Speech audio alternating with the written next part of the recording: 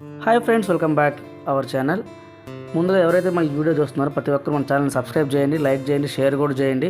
దాంతోపాటు మన ఛానల్లో చాలా మంచి మంచి వీడియోలు ఉన్నాయి, వెళ్ళి ఒకసారి తప్పకుండా విజిట్ చేయండి. అయితే మొత్తానికి ఎర్లీ మార్నింగ్ 5:30కి నేను వచ్చేసి ఇక్కడ విజయవాడలో వచ్చి చూస్తున్నా. అయితే గత చాలా సంవత్సరాల నుంచి నేను అనుకుంటా ఉన్నా, మనం ఎప్పుడు పోలేదు, రాలేదు, చూడలేదు. బట్ నాకు ఈరోజు టైం కుదిరింది, మీకు కూడా చూపిస్తాను. నేను ఫుల్ వీడియో వరకు చూడండి ఖచ్చితంగా.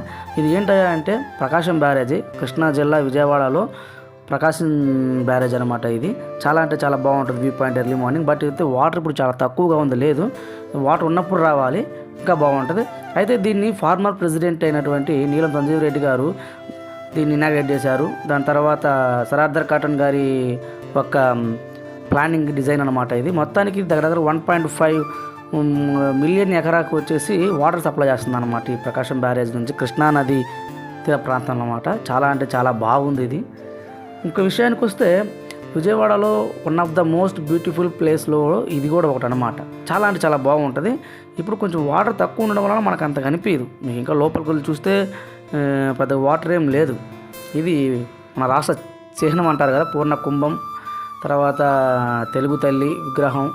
చాలా బాగుంది, నైస్ ప్లేస్. విజయవాడలో ఇది కూడా ఒక మంచి ప్లేస్ అని చెప్పచ్చు. ఎవరైనా విజిట్ చేస్తుంటే కమెంట్ చేయండి, లేదంటే ఎవరైనా విజిట్ చేయకపోతే ఖచ్చితంగా ఇట్లా ఈ సందర్భం వచ్చినప్పుడు ఖచ్చితంగా విజిట్ చేయండి. దాంతోపాటు మన వీడియోలో కావాలన్నా కూడా చూడొచ్చు.